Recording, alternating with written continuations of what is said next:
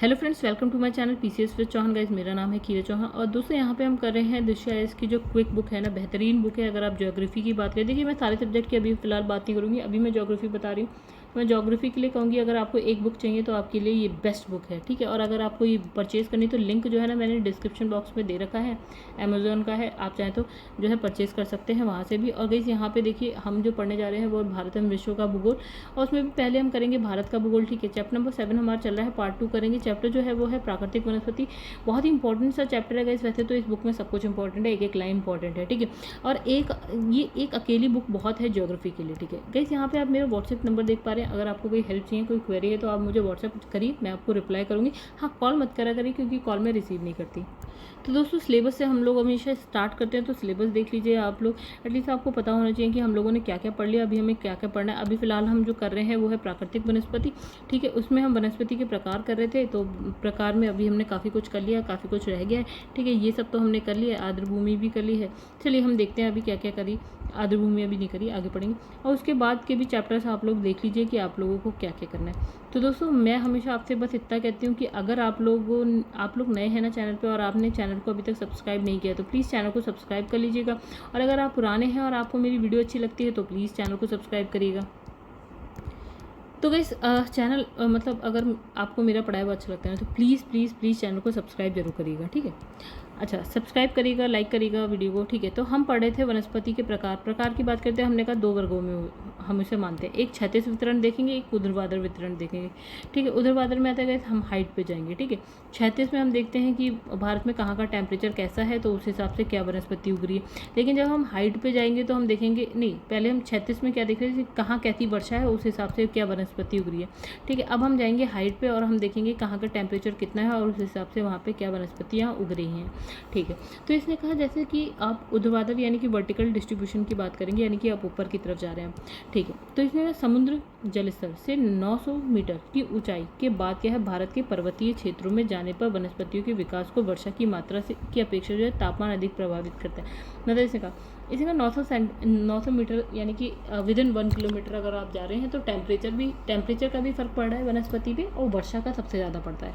लेकिन जैसे ही आप ना 1 किलोमीटर से ऊपर यानी 900 मीटर से ऊपर 1 किलोमीटर या 900 मीटर से अगर ऊपर जाते हैं तो वर्षा का प्रभाव वहाँ की वनस्पति पे कम पड़ता है, टेम्परेचर का ज़्यादा प्रभाव पड़ता है, ठीक है। इसलिए क्या है, ऊंचाई में वृद्धि के साथ क्या होता है, तापमान में क्या होने लगती है, कमी आने लगती है। और कमी के कारण जो है प्राकृतिक वनस्पति का विकास जो है कैसे होता है, देखिए जैसे जैसे हाइट पे जाएंगे तापमान कम होने लगेगा। तो प्राकृतिक वनस्पति किस तरह से होगी, नाम क्या है, जैसे उष्णकटिबंधीय, समशीतोष्ण, शंकुधारी, टुंड्रा वन आपको ऐसे मिलेंगे, ठीक है।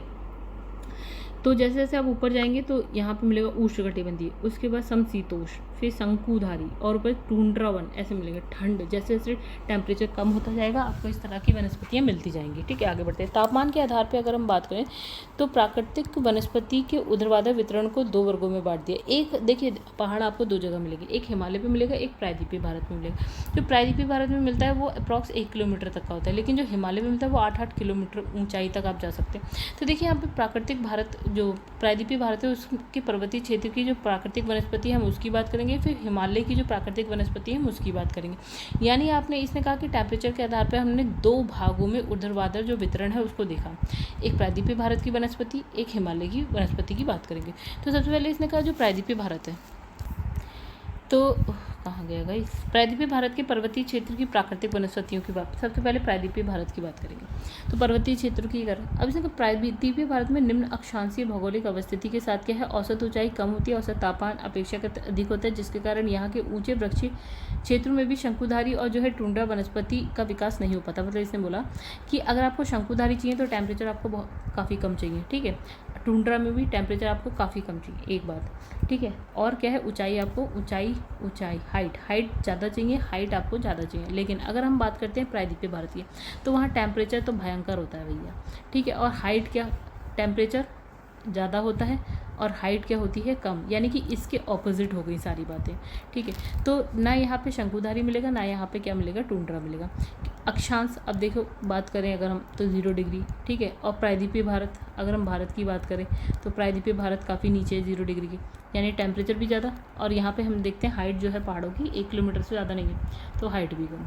ठीक है, ये दोनों चीज़ ऑपोजिट हो गई इसके और इसके लिए। ठीक है, इसलिए हमारे पास जो है शंकुधारी टुंड्रा जो है प्रायद्वीपीय भारत में आपको नहीं मिलेगा। चलो आगे बढ़ जाते हैं।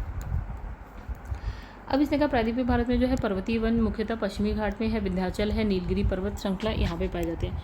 तो पश्चिमी घाट कहाँ है आपको पता है, विंध्याचल, नीलगिरी आप सब जानते हैं क्योंकि आपने पुरानी वीडियोज़ देखी हैं। ठीक है, अब देखो फिर से देख लेते हैं। फिर देखिए यहाँ आपको मिल जाएगा, यहाँ मिल जाएगा, यहाँ मिल जाएगा, कहीं इतने में आपको मिल जाएंगे।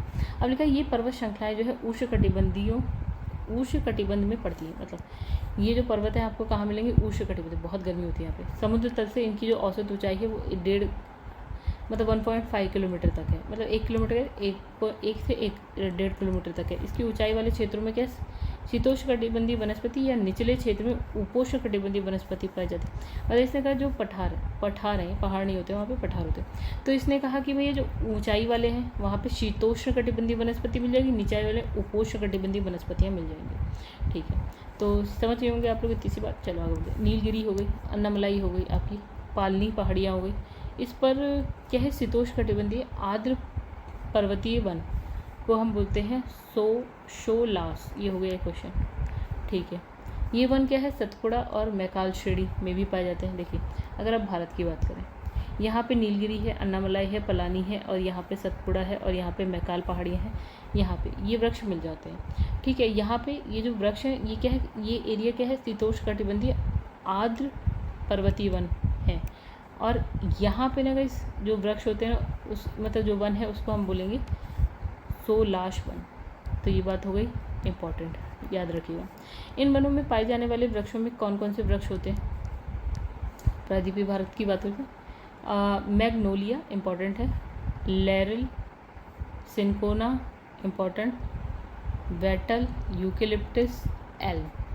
तो गाइस ये भी इम्पॉर्टेंट है, ये भी इम्पॉर्टेंट है, ये भी इम्पॉर्टेंट है, ये भी इम्पॉर्टेंट, ये दोनों आप याद कर लीजिएगा। अब है यूकेलिप्टस को पारिस्थितिकी आतंकवादी कहते हैं। मतलब ये क्या है, आतंकवादी है। ये क्या करता है, एक्चुअली क्या करता है ना गाइस, ये जो है ना अभी पढ़ लेंगे क्यों कहते हैं। ठीक है, अब देखिए यहाँ पे देखिए यूकेलिप्टस का खिताब ये है कि ये क्या करता है कि अगर आपने ना ये एरिया है, ठीक है, यहाँ पे आपने कुछ वृक्ष लगा रखे हैं और यहाँ पे यूकेलिप्टस भी लगा दिया आपने। यूकेलिप्टस सबसे पहली बात क्या करता है ना कि अगर आपने यहाँ पे जल है यहाँ पे, तो मैक्सिमम जल तो यही ले लेगा, मैक्सिमम पोषक तत्व तो यही ले लेगा। तो बेचारे जो यहाँ वाले पेड़ है ना उनके लिए कुछ बचता नहीं है, मतलब बचता होगा हल्का फुल्का। ठीक है, तो यूकेलिप्टस बाकी चीज़ों के लिए तो वो है नेगेटिव इफेक्ट, क्योंकि सब कुछ तो खुद ही खा लो। मतलब 2 आदमी हैं, एक सब कुछ खा ले रहा है, एक बेचारा कुछ नहीं खा पा रहा, इसलिए तो इसको हम बोलते हैं पारिस्थितिकी आतंकवादी। ठीक है, अब यहाँ पे देखिए क्या लिखा है, तो यहाँ कुछ ऐसा है, कैसा है, तो ये क्या है डायग्राम। तो गाइस अगर हम हाइट पे जा रहे हैं, ऐसे धीरे धीरे ऊपर जाएंगे तो क्या हो रहा है, हिसाब किताब देखिए। यहाँ पे सबसे नीचे है उष्णकटिबंधीय सदाबहार पर्णपाती वन पाए जाते हैं। कहाँ तक पाए जाएंगे, 900 मीटर। अब हम 900 मीटर से ऊपर चलते हैं, तो ये है उपोष्ण कटिबंधीय अर्ध पर्वतीय वन, और उससे भी ऊपर जाएंगे तो समशीतोष्ण आर्द्र पर्वतीय वन मिलेंगे। ठीक है, यानी 900 से 1800 मीटर तक आपको ये मिलेंगे उपोष्ण आर्द्र पर्णपाती वन। 1800 से ऊपर जाएंगे तो यहाँ पे समशीतोष्ण आर्द्र पर्वतीय वन मिलेंगे। ठीक है, और ये वाला जो एरिया है ना, ये उपोष्णकटिबंधीय आर्द्र पर्वतीय वन को हम क्या बोलते हैं, सोलाश बोलते हैं। ठीक है, सोलाश वन बोलते हैं। तो ये क्वेश्चन बन गया था, हमने अभी देखा भी था। ठीक है, आगे बढ़ जाते हैं अब हम लोग। अगर ये हो गया आपका प्रायद्वीपीय, ऊर्ध्वाधर में प्रायद्वीपीय भारत के पर्वतीय क्षेत्रों की बात कर ली। अब पहुँचते हैं इंपॉर्टेंट बात करते हैं। ठीक है, प्रायद्वीपीय भारत की क्या ही बात करें, मेन तो हम बात करें हिमालय की। चलो हिमालय में आ गए हम लोग, उत्तर की साइड आ जाते हैं। तो हिमालय के पर्वतीय क्षेत्र से समुद्र जल, जो पर्वतीय क्षेत्र में क्या है, समुद्र जल स्तर से 900 मीटर की ऊंचाई तक का प्राकृतिक वनस्पति के विकास को तापमान की अपेक्षा वर्षा की मात्रा अधिक निर्धारित करती है। ठीक है, तो गैस इसने बात क्या कही, इसने कहा हम पहाड़ पे जा रहे हैं। ठीक है, ये है 900 मीटर तक। तो 900 मीटर तक ना हम टेम्परेचर नहीं देखते हैं, हम क्या देखते हैं, वर्षा देखते हैं। 900 मीटर तक जो वृक्ष है वो वर्षा पे डिपेंड करते हैं। लेकिन जब हम 900 मीटर से ऊपर और जाएंगे तो आप टेम्परेचर की बात करेंगे कि तापमान जैसे जैसे कम होता जाएगा क्या वनस्पति आपको मिलती जाएंगी। 900 मीटर की ऊंचाई तक पूर्वी हिमालय से पश्चिमी हिमालय की ओर जाने पर वर्षा की मात्रा में कमी आती है, जिसके कारण उष्णकटिबंधीय वनस्पति का विकास क्रमशः सदाबहार वन से लेकर कटीले सवाना वन तक होता है। मतलब इसने कहा ये रहा हिमालय, ये है ऐसे नहीं, कैसे बनाया जाए, तो ये है हिमालय पूर्वी साइड है, ये पश्चिमी साइड है। वर्षा जो यहाँ से यहाँ तक ऐसे जाती है पूर्व से पश्चिम तक, ठीक है। तो वर्षा की मात्रा पूर्व से पश्चिम तक कम होती जाती है। अब जिसके कारण आपको क्या मिलेगा, यहाँ पे वृक्षों की अगर बात करें तो 900 मीटर तक कौन से उष्णकटिबंधीय वनस्पति का विकास है। तो उष्णकटिबंधीय वनस्पति में जैसे सदाबहार वन से लेकर कटीले वन, सवाना वन, ये सब आ जाते हैं, ठीक है। यानी जब आप इस तरह जाएंगे तो सदाबहार वन, यहाँ पे और आगे जाएंगे कटीले, सवाना वन, ऐसे मिलेंगे आपको, ठीक है। चलो अब इसने कहा 1000 से 2000 मीटर की ऊंचाई पर अगर हम जाते हैं तो यहाँ मिलेंगे आर्द्र शीतोष्ण प्रकार के ऊंचे घने वन मिलेंगे, ठीक है। 900 मीटर से कम वाले में आपको कौन से मिल रहे थे, कहाँ गया उष्णकटिबंधीय वनस्पतियाँ मिल रही थी। 900 मीटर से नीचे आपको मिल रही थी उष्णकटिबंधीय। अब 1000 से 2000 के बीच में क्या मिलेगी, यहाँ पे 1000 से 2000 मीटर के बीच में आपको क्या मिल रहा है भैया, आर्द्र शीतोष्ण प्रकार के वन मिल रहे हैं, ठीक है। तो ये क्या होते हैं, शंकुल आकार के गहरी हरी भू दृश्यावली का निर्माण करने वाले वनों की धारियों के रूप में पाए जाते हैं। यहाँ सदाबहार ओक मिल जाएगा आपको और चेस्टनट, ये वृक्ष मिल जाएंगे। ओक या उसे हम बांझ भी बोलते हैं और चेस्टनट, यानी कि यहाँ पे आपको कुछ इस तरह के पेड़ मिलने लगेंगे, ठीक है। चलिए 1000 से 2000 के बीच में आपको मिलेगा आर्द्र शीतोष्ण प्रकार के, ठीक है। अब आप 1500 से 1750 मीटर की ऊंचाई पे जब जाते हैं, ठीक है, तो चीड़ के वन मिलते हैं आपको। कौन से मिलते हैं, चीड़, जब 1.5 किलोमीटर से भी ऊपर जाते हैं। और ये आर्थिक दृष्टि से महत्वपूर्ण है, मतलब आप इसका यूज़ कर सकते हैं बहुत तरीके से, ठीक है। अब इसने कहा अगर आप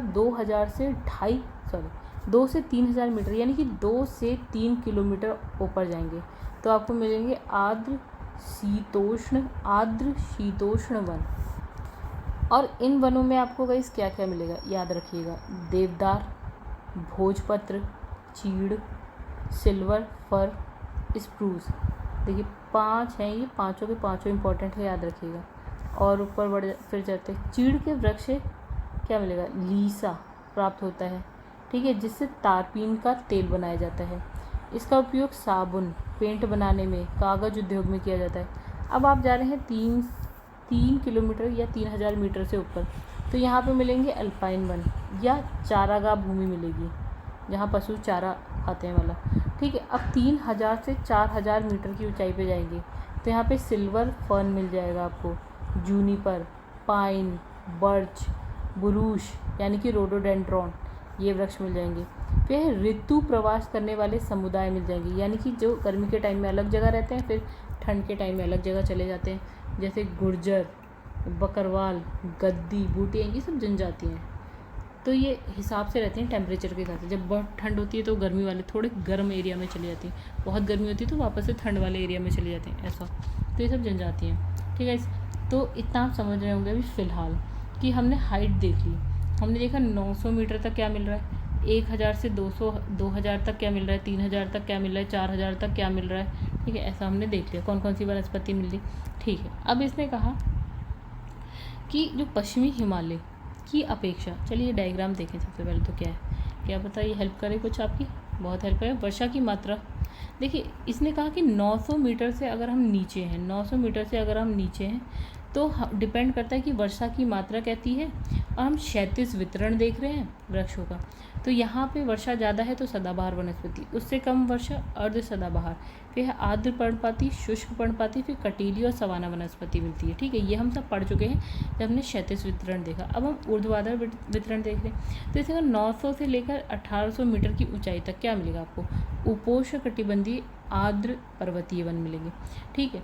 अब आप और ऊपर चले जाइए। हाँ, अब एक चीज़ और है गाइस, इसने थोड़ा सा ना इस तरह से क्यों बनाया है, ठीक है। हिमालय की अगर बात हो रही है ना, तो हिमालय का ये पूर्वी साइड है, यहाँ का हिसाब किताब अलग है, पश्चिमी साइड का हिसाब किताब थोड़ा सा अलग है। क्यों, पहली बात तो हिमालय सीधे ऐसे नहीं है, ठीक है।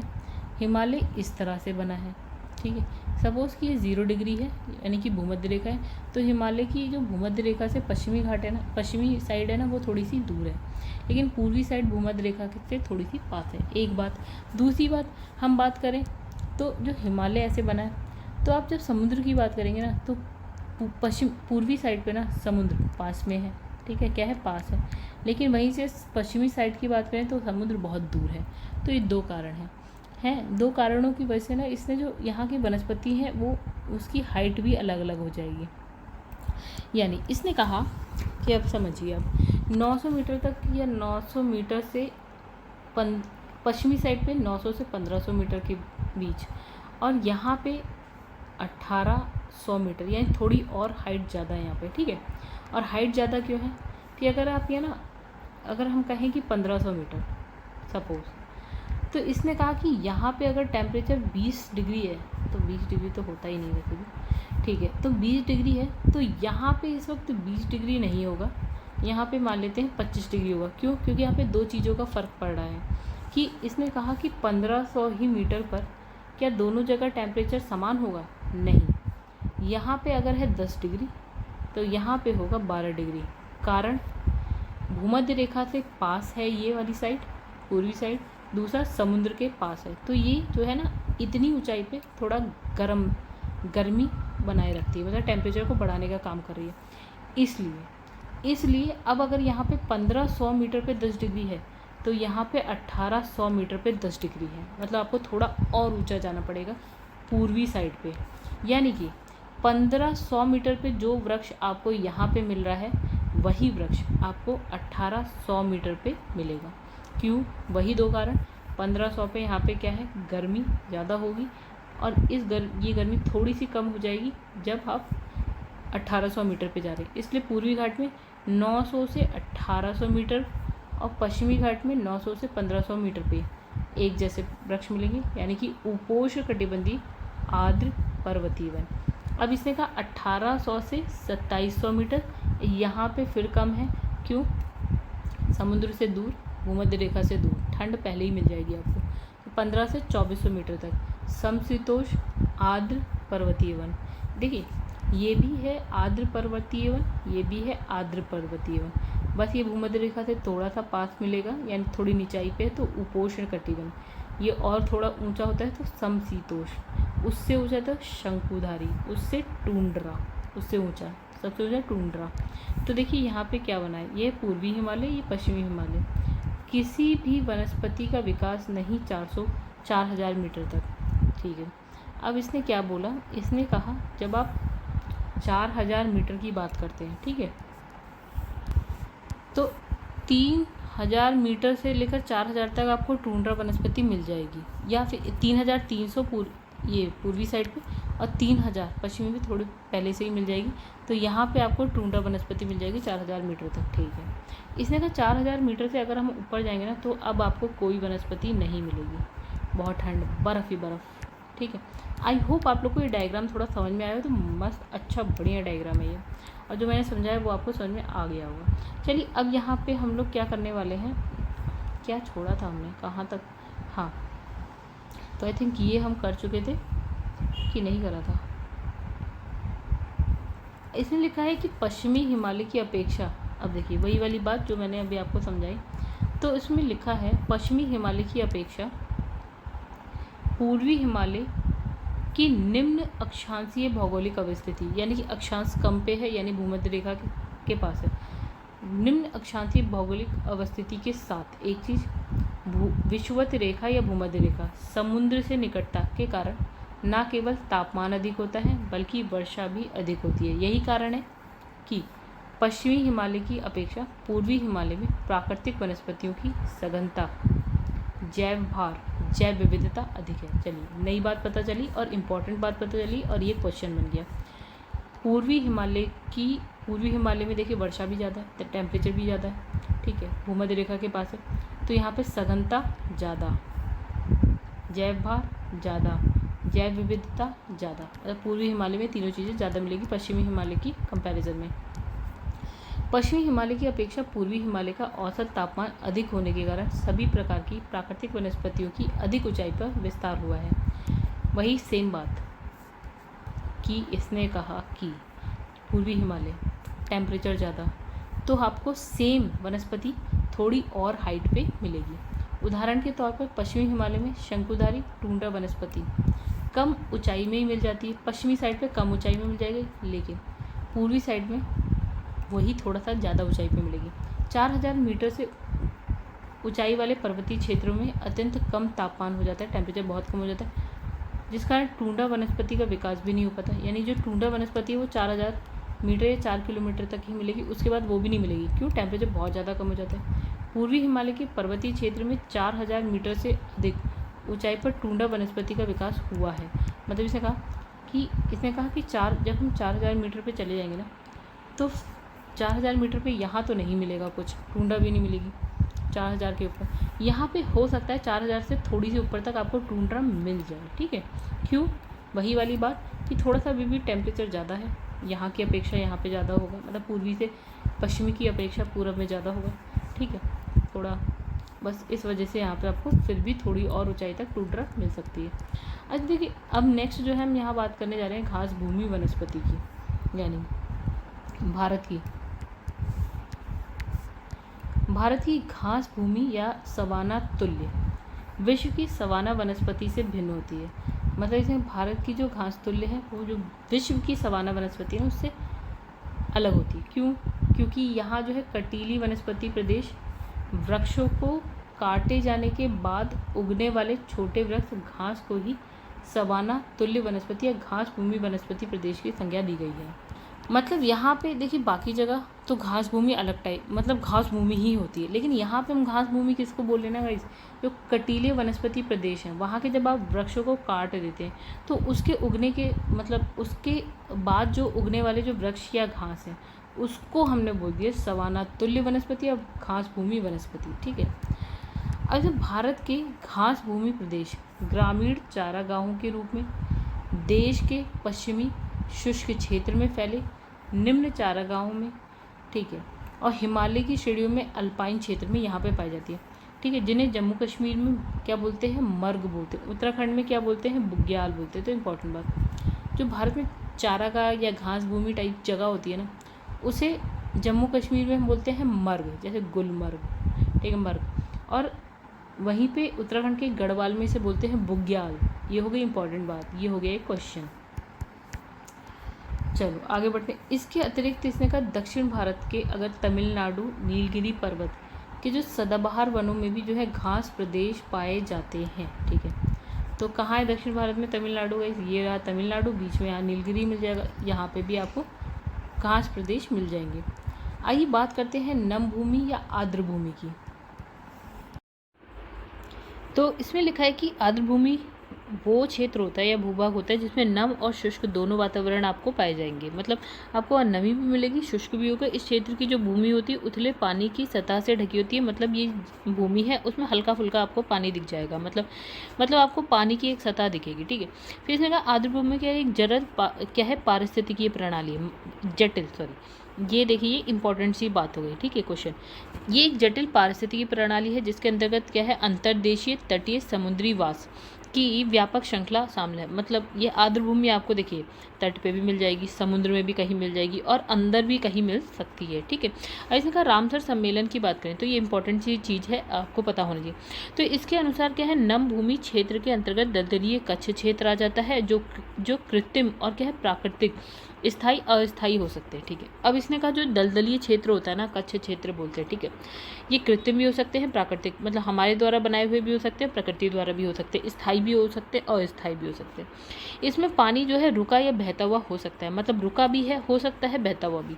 इसमें ऐसे समुद्री क्षेत्र को भी शामिल किया गया है जिसकी गहराई 6 मीटर से लेकर अधिक नहीं, मतलब ऐसा समुद्री क्षेत्र आर्द्र भूमि कहलाएगा जिसकी जो गहराई है वो 6 मीटर तक हो, इससे ज़्यादा नहीं होनी चाहिए। ये कब होता है, देखिए निम्न ज्वार के समय। अच्छा, इस प्रकार अब रामसर सम्मेलन भी इंपॉर्टेंट है, हम बात करेंगे इसकी। तो रामसर सम्मेलन हुआ है, ठीक है, कहाँ पे हुआ, ईरान में, ठीक है।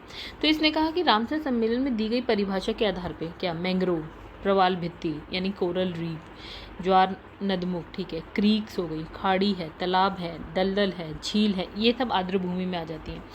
अब इसने कहा आर्द्र भूमि क्षेत्र जो है, अब देखिए इंपॉर्टेंट सी बात हो गई क्वेश्चन, तो इसने कहा जैव विविधता और सामाजिक आर्थिक क्षेत्र के लिए, मतलब सामाजिक आर्थिक क्षेत्रों में क्या है, महत्वपूर्ण स्थान रखता है। जैव विविधता बहुत ज़्यादा, सामाजिक आर्थिक महत्व इसका बहुत ज़्यादा, ठीक है। आगे बढ़ते, अब देखो रामसर सम्मेलन, ये सम्मेलन हुआ था ना, इसकी शुरुआत हुई थी 1971 में, इंपॉर्टेंट डेट, ठीक है। कहाँ पे हुई थी, रामसर, कहाँ पे है ये जगह, ईरान में, ठीक है, कहाँ पे है, ईरान में, ठीक है। तो इसने कहा ये जो सम्मेलन हुआ 1971 में, उसके अंतर्गत क्या है, आर्द्र भूमि के संरक्षण यानी कि इसको बचाने के लिए, उसके लिए उपाय करने के लिए या कुछ देखने वेखने के लिए प्रावधान किया गया, ठीक है। अब इसने कहा कि अगर इसमें बात करें भारत कब शामिल हुआ, देखिए ये कब हुआ था, 1971, भारत को शामिल होते होते 10 साल लग गए, यानी 1982 में भारत शामिल हुआ, ठीक है। वर्तमान में अगर हम बात करें तो भारत में जो रामसर स्थल या साइट्स की अगर बात करें तो टोटल कितनी, तो टोटल कितनी है, 37 है, ठीक है। इसने कहा 2 फरवरी को क्या है, हम मनाते हैं क्या, विश्व आर्द्र भूमि दिवस मनाते हैं। देखिए ये एक्चुअली क्या होता है ना, 2 फरवरी 1971 में हुआ था ये सम्मेलन, तो वही 2 फरवरी ने ले ली और 2 फरवरी को ये क्या कर रहे हैं, विश्व आर्द्र भूमि दिवस यानी कि वर्ल्ड वेटलैंड डे मनाते हैं, ठीक है। तो ये इंपॉर्टेंट सी बात थी। देखिए मतलब ये रामसर वाला हिसाब किताब ना बहुत इंपॉर्टेंट था, क्वेश्चन बन सकता है इसमें, इंपॉर्टेंट आया हुआ भी इनफैक्ट, ठीक है। अब इसमें भारत में स्थित रामसर स्थल यानी कि साइट्स की बात कर लेते हैं। भारत में कौन कौन सी रामसर भूमियाँ है, मतलब अगर हम बात करें, नीचे आ जाते हैं, ये हो गया, यहाँ पे केरल होता है, ठीक है। अब इसने कहा केरल में कौन कौन से 3 है केरल में, इसने अष्टमुडी यहीं पे मिल जाएगा आपको, ये है तो इसमें है सस्थम कोट्टा झील हो गया, वेम्बनाड कोल आर्द्र भूमि हो गया, तो एक ये तो याद कर लीजिएगा, एक ये वाली भी याद कर लीजिएगा। अब तमिलनाडु में आ जाते हैं, तो इसमें लिखा है पॉइंट कैलिमर वाइल्ड लाइफ और वर्ल्ड सेंचुरी, इंपॉर्टेंट याद कर लीजिएगा। कहाँ पे, तमिलनाडु तो आपको बताइए इस साइड है, ठीक है। अब हम बात करते हैं आंध्र प्रदेश में है केल्लूर झील, इंपॉर्टेंट याद कर लीजिएगा, ठीक है। उड़ीसा में देखिए यहाँ पे है 2 लिखे हैं, यहाँ पे एक है चिल्का और भीतरकनिका, 2 हैं, दोनों इंपॉर्टेंट है, याद कर लीजिएगा।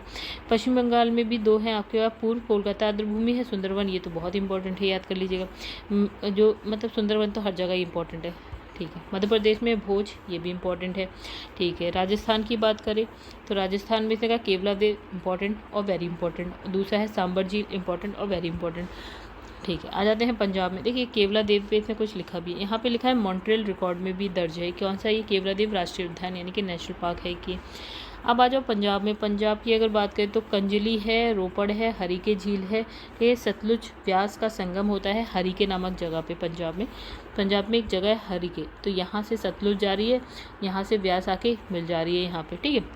तो हरीके झील हो गया, इंपॉर्टेंट है आपका, रोपड़ भी इंपॉर्टेंट, कंजली भी इंपॉर्टेंट, सभी इंपॉर्टेंट है। फिर इसने कहा पंजाब में है केशवपुर मियाँ कंप्यूटिंग रिजर्व, ठीक है। व्यास कंजर्वेशन रिजर्व हो गया आपका, नांगल वन्यजीव अभ्यारण्य हो गया पंजाब में। ये सब इतने तो आई वाले तो सब इंपॉर्टेंट से। उत्तर प्रदेश में देख लेते हैं, नवाबगंज इंपॉर्टेंट है आपका, नवाबगंज पक्षी अभ्यारण्य इंपॉर्टेंट, अच्छा। ऊपरी गंगा नदी बिल्कुल इंपॉर्टेंट है, नवाबगंज पक्षी अभ्यारण्य बिल्कुल इंपॉर्टेंट है। पार्वती आरगा पक्षी अभ्यारण्य भी इंपॉर्टेंट है। समन पक्षी अभ्यारण्य हो गया, समसपुर पक्षी अभ्यारण्य, सांडी, फिर हो गया सरसई, फिर है चंद्रताल, भैया सारे इंपॉर्टेंट है उत्तर प्रदेश वाले तो, ठीक है। उसके बाद है देखिए हिमाचल प्रदेश में इसने कहा 3 है, कौन कौन से, चंद्रताल है, पोंग है, चंद्रताल आर्द्र भूमि हो गई आपकी, पोंग बांध झील हो गई आपकी, रेणुका है, तो सभी इंपॉर्टेंट है ये भी। लद्दाख वाला है सोमुरीरी, वेरी वेरी इंपॉर्टेंट हो जाता है। महाराष्ट्र की बात करें तो नांदूर मधमेश्वर पक्षी अभ्यारण्य। अब गाइस आप लोग कहेंगे इतना याद करते हो, हाँ इतना मुश्किल नहीं है, 4 बार पढ़ेंगे तो याद हो भी जाएगा। जम्मू कश्मीर सूरिनसर मानसर झील बिल्कुल इंपॉर्टेंट है। होकेरा या होकर सर आर्द्र भूमि इंपॉर्टेंट है आपका। वूलर झील भी इंपॉर्टेंट है आपका। गुजरात में आपका नल सरोवर वर्ल्ड सेंचुरी बिल्कुल इंपॉर्टेंट है। त्रिपुरा में आपका रुद्र सागर इंपॉर्टेंट है आपका। मणिपुर में लोकटक झील इंपॉर्टेंट है और असम में जो है आपका दीपोर बील, ये सारे इंपॉर्टेंट है। और ये लो मणिपुर वाला तो इसलिए भी इंपॉर्टेंट है, यहाँ पे देखिएगा मॉन्ट्रियल रिकॉर्ड में भी ये आता है। तो गाइस यहाँ पे एक बात मुझे ये समझ नहीं आ रही कि ये इतनी पुरानी तो बुक है नहीं, लेकिन यहाँ पे लिखा है टोटल रामसर साइट जो है भारत में है 37 लिखा है यहाँ पे, लेकिन एक्चुअल में अगर हम बात करें 2023 का डाटा देखें तो यहाँ पे टोटल 75 के आसपास जो है रामसर साइट्स हैं। ठीक है, यहाँ पे ये नेट खोल रखा है मैंने। भारत के सभी जो है आपके 75 रामसर स्थल की अगर बात करें तो 75 लिखा है, तो एक बार आप नेट का सहारा लीजिए, और नेट का सहारा नहीं भी लेने की ज़रूरत है। जब आप ना देखिए क्या होता है, हर साल बढ़ती हैं, तो करंट अफेयर आप पढ़ेंगे, तो आपको ना सब याद करने की ज़रूरत नहीं है। जो करंट अफेयर में न्यू है, नई जो ऐड हुई है ना, तो बस आप उसको पढ़िएगा, और ज़्यादा पुरानी पढ़ने की इतनी खास ज़रूरत नहीं है। नई की बात करिए। देखिए अब यहाँ पे ना क्या लिखा है, राष्ट्रीय वन नीति 1952। तो दोस्तों अभी जो है ना फिलहाल इस वीडियो को यहीं पे एंड करते हैं, क्योंकि ये राष्ट्रीय वन नीति 1952, और फिर हम बाद में, एक मिनट गाइस, चलिए राष्ट्रीय वन नीति करते हैं यहाँ पे। तो यहाँ पे देखिए क्या हुआ था, राष्ट्रीय वन नीति आई थी 1952 में आई थी। देखिए इस नीति के तहत क्या होता है, तो भारतीय वनों को मुख्यतः 3 वर्गों में बांट दिया गया। एक हो गया संरक्षित वन, मतलब पारिस्थितिकी तंत्र के आवश्यक वन होते हैं संरक्षित वन, ठीक है। और फिर इसने कहा एक होता है राष्ट्रीय वन, ऐसे वन जिसका उपयोग आर्थिक गतिविधियों में किया जाता है, मतलब हम किसके लिए यूज़ कर रहे हैं, आर्थिक गतिविधियों के लिए। एक होता है ग्राम वन, मतलब ग्रामीण क्षेत्र की ज़रूरतों को पूरा करने के लिए, ठीक है। एक आर्थिक गतिविधि के लिए राष्ट्रीय वन, ग्रामीण क्षेत्र की ज़रूरतों को पूरा करने के लिए ग्राम वन, ठीक है। और एक कौन सा वन पढ़ा हमने, एक हमने संरक्षित वन पढ़ा जो पारिस्थितिकी तंत्र के लिए ज़रूरी है, जिसे काटा पीटा ना जाए तो ज़्यादा अच्छा है। अब इसने लिखा, यहाँ लिखा इस नीति के अनुसार क्या है, देश के 1/3 यानी कि 33% भूभाग पर क्या है, वनों का विस्तार होना चाहिए। मतलब ये नीति बनी तो इसने कहा कि भैया देश में 33% भूभाग पे आपके वन होने चाहिए।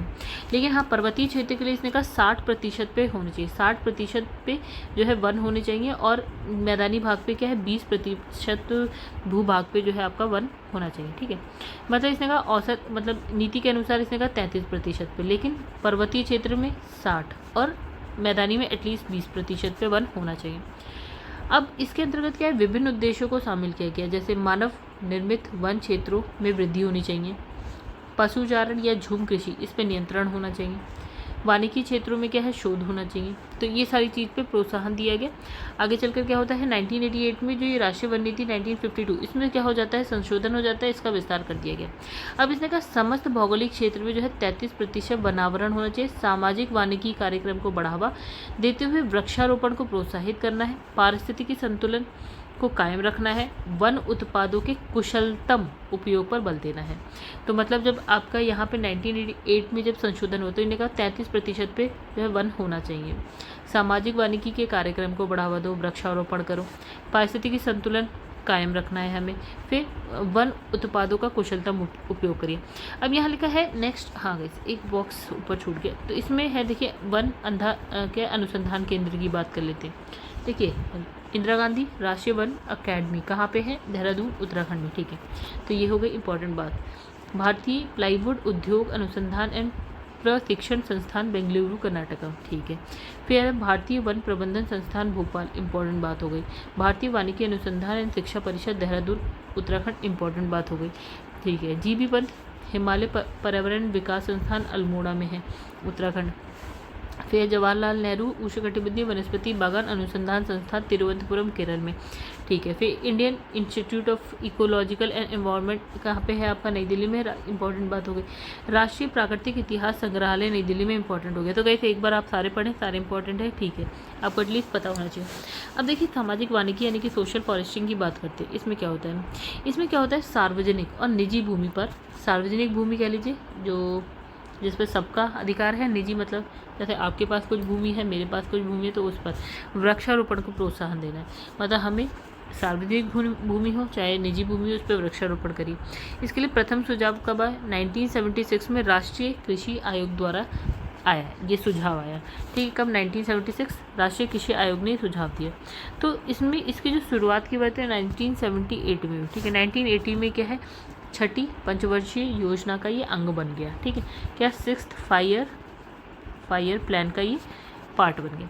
इसका प्रमुख उद्देश्य की बात करें तो इसने कहा जो परंपरागत वन है उस पर दबाव को अगर कम करना है तो आपको जो ऐसी भूमि जो उपयोग में नहीं आ रही हो या परती भूमि है उसको ना ग्रामीण रोजगार, मतलब इसका उपयोग करते हुए हम क्या कर सकते हैं, ग्रामीण रोजगार के अवसर पैदा कर सकते हैं, ठीक है। मतलब आपको परंपरागत जो वन है, बहुत हमेशा से जो वन लगे हुए हैं उस पे दबाव आपको कम करना है, तो ऐसी भूमि पे वन लगाइए जो खाली पड़ी है।